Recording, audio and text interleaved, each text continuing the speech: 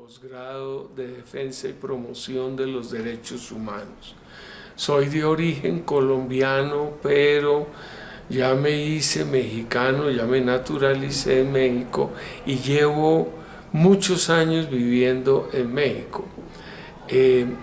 La razón de mi presencia en este programa es para contarles a ustedes cómo se viene construyendo un montaje desde hace varios años ya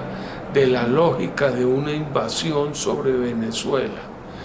Digamos que la razón primordial es más que conocida por todos, es el petróleo, donde se sabe que las reservas probadas más grandes de la tierra las tiene Venezuela, pero por supuesto las minerales adicionales que tienen lo colocan en un país envidiable de riqueza comparativa con cualquier otro de la tierra. Tiene unas enormes reservas de aluminio, de hierro, de coltán, de oro y adicional a eso una enorme reserva en agua y en selva que complementan toda la lógica de una potencial extracción de materia prima en los primeros lugares del mundo entero. Y por supuesto, la gran indignación de los Estados Unidos fue no solamente que Chávez hubiese creado toda una lógica de alianzas latinoamericanos que comenzaban a potenciar a Venezuela con un liderazgo enorme de América Latina en su conjunto, tanto para producir unidad latinoamericana como para poder confrontar directamente a los Estados Unidos. Jamás se hubiera podido detener el proyecto moderno de comercio y extracción de América Latina en el marco de un tratado de libre comercio como el del ALCA, que se llevó a cabo en Punta del Este en 1995 por parte del presidente Bush Baby, que tuvo pretensiones de expandir el Tratado de Libre Comercio para toda América Latina.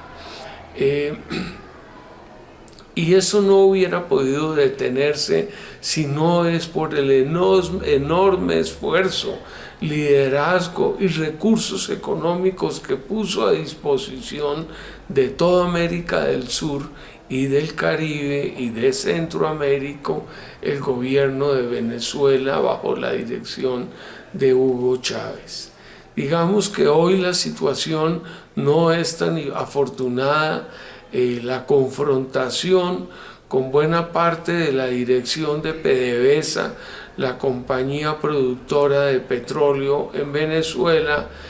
por parte del mismo Chávez para poder detener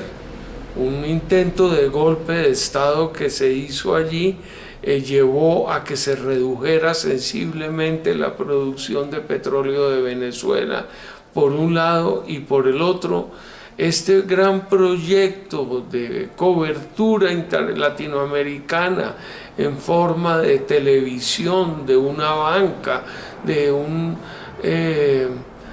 proyecto de unidad petrolera, energética para toda América Latina, de un mercado alternativo que Chávez llamó el ALBA. Todo este enorme proyecto del Banco del Sur, de fortalecimiento de Mercosur, de todo ese proyecto, se detuvo con la muerte de Chávez y con la limitación de los recursos económicos. Esta situación ha llevado a que se cree situación de debilidad política por parte del nuevo gobierno de Venezuela, que arranca sin tener esas condiciones de alianza y de recursos económicos que hubieran podido propiciar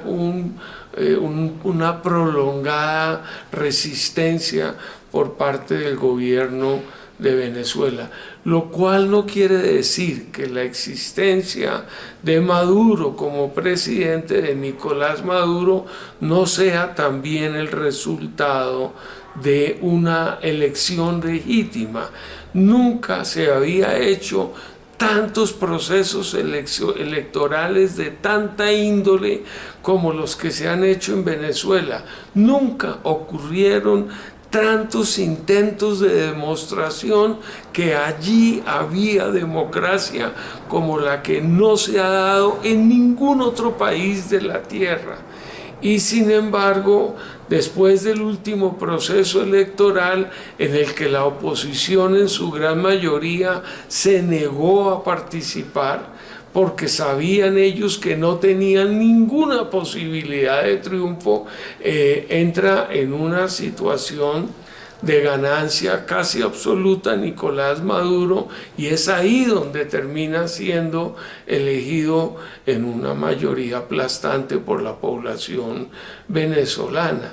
De allí que todo este montaje que se dice que es un tirano, que es un dictador, es una farsa total, de comienzo, de entrada. No hay tal situación, es el resultado de un proceso electoral. Allí estuvieron varias de las agencias internacionales de evaluación de los procesos electorales, estuvo la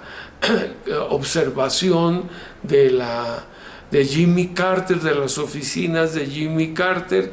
y ellos dijeron: la verdad es que fue un proceso electoral limpio, claro, transparente, sin robo de votos, sin triquiñuelas en las cajas electorales, sin triquiñuelas en los procesos de conteo. Entonces no se entiende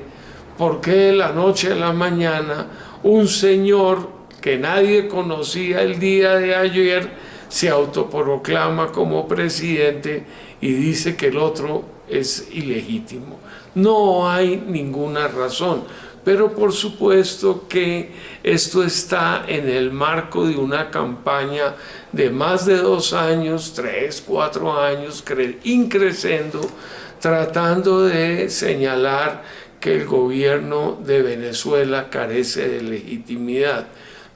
CNN en particular, que llega a toda América Latina en español, pero que hace programas para el resto del continente, tiene un noticiero que dura 22 minutos y de los 22 minutos le dedica 12 minutos diarios para poder hablar en contra del gobierno de Venezuela. Eso ya es parte de una campaña, de una propaganda sistemática tratando de debilitar aún más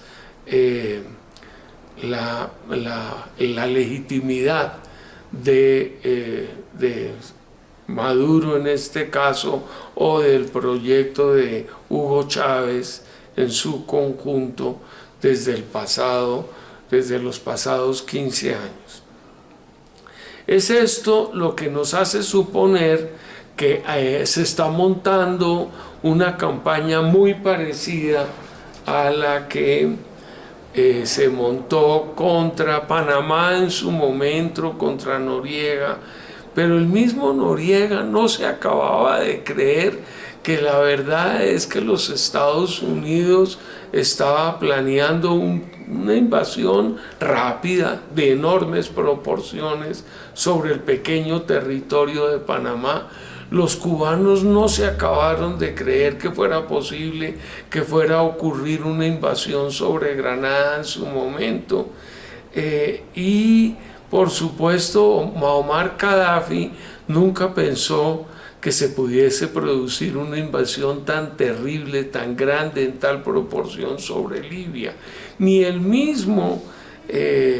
Saddam Hussein creyó que fuera posible que los Estados Unidos fueran a movilizar la totalidad de su marina, buena parte de su aviación y una buena parte de su ejército para poder invadir el enorme territorio de Irak.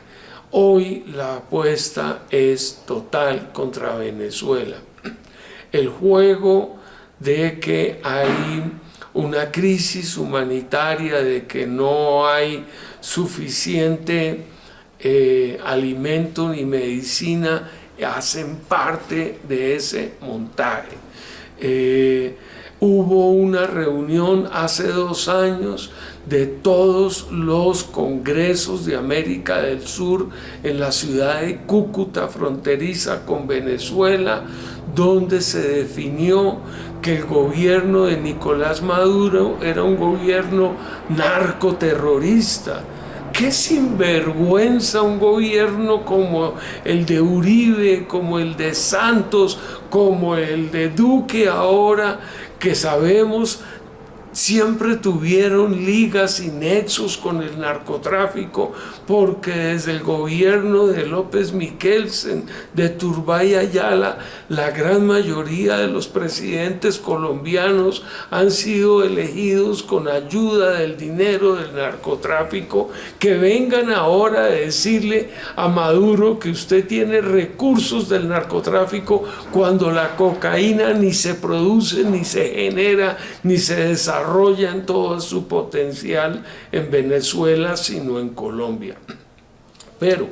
con el argumento de que se trata de un gobierno narcoterrorista, se creó una legislación a partir de este encuentro en cada uno de los países suramericanos, una legislación construida para cada país, donde se dice que cualquier empresa o individuo que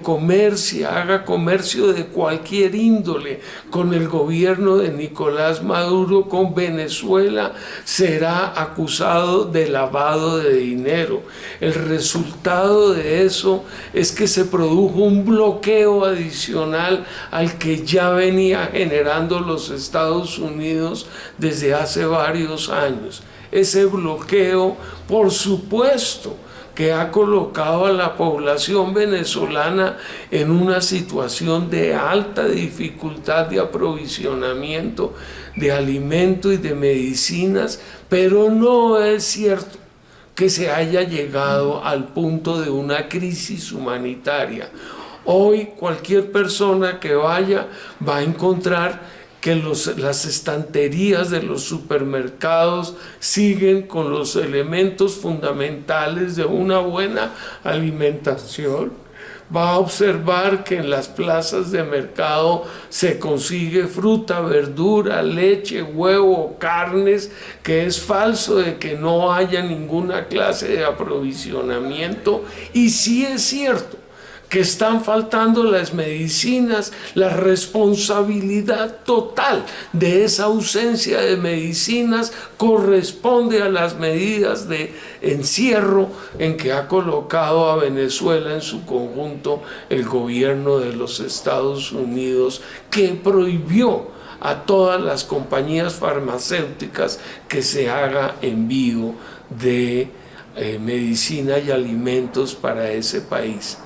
Entonces, el juego de que se está montando toda una infraestructura en Brasil y en Colombia, en las fronteras, para poder hacer envío de estas materias necesarias para responder a la crisis alimentaria y de medicina que tiene Venezuela. La gran ayuda humanitaria no es más que una enorme trampa, porque detrás de eso lo que viene es la guerra y las armas. Allí lo que se está colocando es un enorme despliegue militar en las fronteras con la intención de obligar al gobierno y al ejército de Venezuela a que puedan penetrar estas fuerzas hasta el interior del territorio venezolano, crear una cabeza de playa y desde allí iniciar un proceso de gran invasión sobre el territorio de Venezuela. Ellos no soportan que buena parte del petróleo hoy esté terminando en territorio chino, del petróleo venezolano, sabiendo que China es cada vez más el país capaz de desafiar económica, política y militarmente a los Estados Unidos. Estados Unidos fue capaz de acabar con el Pacto del Pacífico, el Acuerdo del Pacífico, solamente para impedir que China iniciara un gran comercio mucho mayor con todos los países de la cuenca del Pacífico, incluyendo a los mismos Estados Unidos. Entonces este presidente, tan pronto como entró, bloqueó todo el proceso de negociación que no le convenía a América Latina y que sin embargo ponía en jaque económico a los Estados Unidos. Y hoy, en su intento de paralizar cualquier clase de economía que favorezca a China, inicia este proceso Trump para tratar de impedir el abastecimiento petrolero que proviene desde Venezuela, y donde se pactó con Hugo Chávez que durante los próximos 5 años, después de su muerte, habría de continuar Venezuela aprovisionando de petróleo a China, con posibilidades de hacer un alargamiento al infinito. Cuando se le haya acabado el petróleo a Arabia Saudita, cuando se le haya acabado el petróleo al resto de los países del mundo, Venezuela todavía tendrá petróleo para producir y exportar y sacar sus derivados correspondientes. Pero entonces veamos cómo está planeada la guerra contra Venezuela. El mapa colombo-venezolano, en un sentido militar, está puesto de la siguiente manera. Aquí al lado de Buenaventura, que es el único puerto mercante que tiene Colombia sobre el Pacífico, podría decirse que el resto de la costa colombiana es esencialmente selva. Al lado de Buenaventura hay otra gran bahía que se llama la Bahía de Málaga, y en Bahía Málaga se ha construido la base naval más grande de Colombia en el Pacífico. Allí, adicionalmente, los Estados Unidos construyó una gran pista aérea de más de 3.600 metros con la intención de hacer aterrizaje de las mayores naves militares de las que dispone. El otro punto de guerra seguro está aquí en Puerto Salgar, donde se encuentra la base aérea más importante de Colombia. Está en el vértice de la cordillera oriental que va a terminar en Venezuela, y de la cordillera central, que es la más alta de Colombia, después de que se ha dividido la cordillera de los Andes en 3 rutas, una la oriental, la otra la central y la otra la occidental. Entre el punto intermedio de las 2 cordilleras, en ese vértice, está este gran aeropuerto militar de Puerto Salgar, que se llama la base aérea de Palanquero. Y aquí está Cartagena, donde está la base naval más grande de Colombia sobre el Caribe, y es la fuente de aprovisionamiento militar para una base FOB. Se llama la base FOB esas bases que tienen enorme capacidad de movilización militar, porque hay entierro de gasolina y de armamento para lo que se pudiera necesitar, tanto de infantería como de aviación. Y entonces aquí en esta carretera que va de Riohacha a la frontera con Venezuela, es una carretera recta, en una situación plana. Uno va sobre la carretera, que es una carretera de ida y vuelta, pero mucho más ancha de lo normal, y en un cierto punto del desierto la carretera se ancha